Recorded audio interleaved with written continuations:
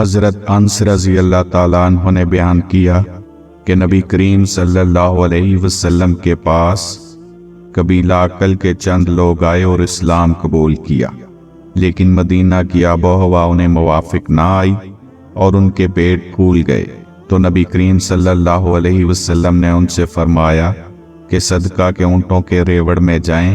اور ان کا پیشاب اور دودھ ملا کر پئیں۔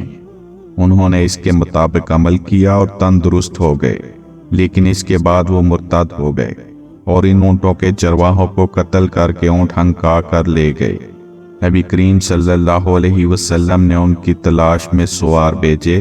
اور انہیں پکڑ کر لایا گیا، پھر ان کے ہاتھ پاؤں کاٹ دیے گئے اور ان کی آنکھیں پھوڑ دی گئیں، کیونکہ انہوں نے اسلامی چرواہے کے ساتھ ایسا ہی برتاؤ کیا تھا،